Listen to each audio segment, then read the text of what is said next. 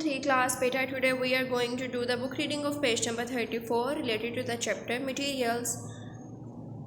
Last time we had read about conductors, and this is the remaining part of the conductors. Some metals are magnetic. Iron is the most magnetic metal. Some steel is also magnetic because it contains a lot of iron.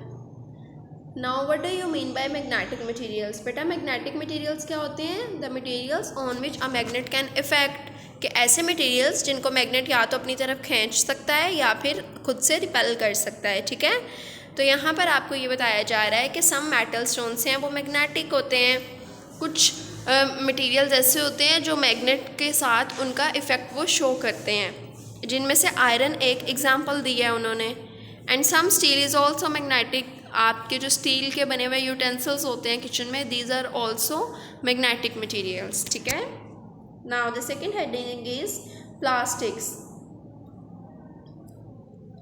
Plastics are the materials that are not found naturally but are made from chemicals. ये वो material है जो naturally जो है वो हमें नहीं मिलता, because it is the man made material and it is made up of chemicals. They are strong and waterproof and can be made into any shape or color. Many plastics can be made transparent. Transparent means बिल्कुल शफाफ, यानी कि plastic को आप अपनी मर्ज़ी से किसी भी शेप में कन्वर्ट कर सकते हैं. For example chair of plastic, आप देखो इसे हमने प्लास्टिक को जो है चेयर की शेप में मोल्ड कर लिया. इसके अलावा जो आप टॉयज़ यूज़ करते हो, फुटबॉल्स यूज़ करते हो, all these are the examples of plastics, ठीक है. और ट्रांसपेरेंट भी बनाया जा सकता है. ट्रांसपेरेंट मीन्स बिल्कुल white and neat and clean, शफाफ, जिसके आप दूसरी तरफ भी देख सकें. They are not magnetic and do not conduct heat और इलेक्ट्रिसिटी. ये मैग्नेटिक नहीं होते और ना तो हीट और ना ही इलेक्ट्रिसिटी को अपने अंदर से गुजरने की इजाज़त देते हैं. Plastics are use to make such as plastic bags, plastic bottles and toys. और प्लास्टिक को हम लोग डिफरेंट चीज़ें बनाने के लिए इस्तेमाल करते हैं, जैसे कि प्लास्टिक बैग्स हो गए, प्लास्टिक की बॉटल्स हो गई और आपके टॉयज़ हो गए.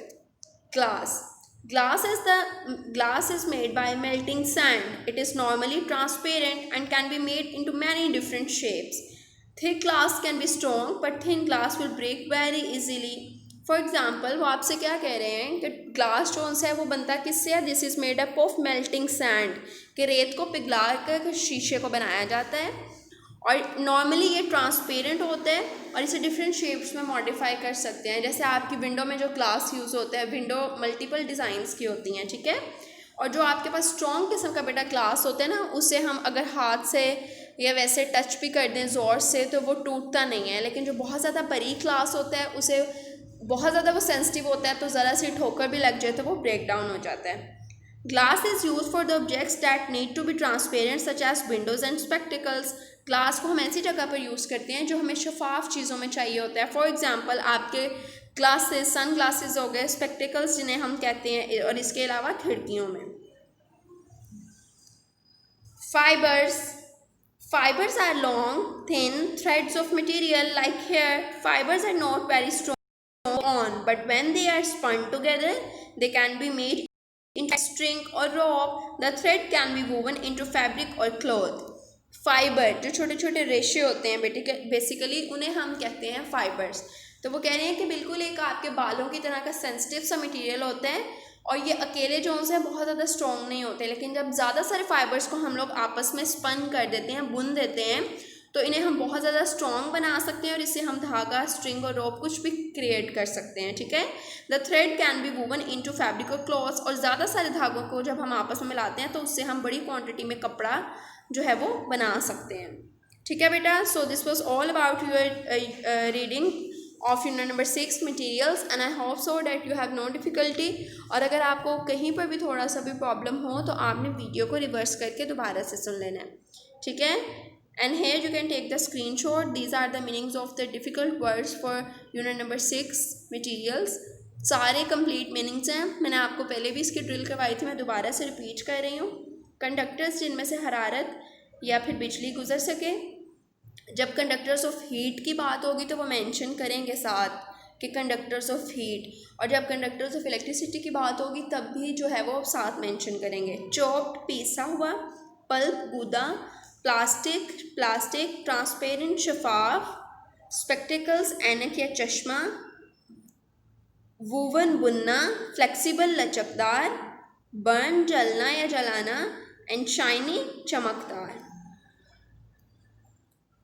मटीरियल्स अशिया, ट्रांसपोर्ट ज़राए आमदरफ्त, ट्रांसपेरेंट शफाफ, ओपेक गैर शफाफ, वाटरप्रूफ जिस पर पानी का कोई असर ना हो, मैग्नेटिक मकनातीसी, सॉकअप जज्ब करना, बेंड मोड़ना, इलेक्ट्रिसिटी बिजली, और कच्ची धातें। ठीक है, you can take the screenshot also. और ये वो वर्ड्स मीनिंग्स हैं जो थोड़े से डिफ़िकल्ट हैं, आपने कंप्लीट रीडिंग करने के बाद इन वर्ड्स को हाईलाइट करके या अंडरलाइन करके इनके उर्दू मीनिंग्स मेंशन करने हैं और दोबारा एक दफ़ा से रीडिंग करनी है ताकि आपके माइंड में हर वर्ड का जो मीनिंग है वो क्लियर हो जाए। सो अल्लाह हाफिज़, टिल द नेक्स्ट लेक्चर।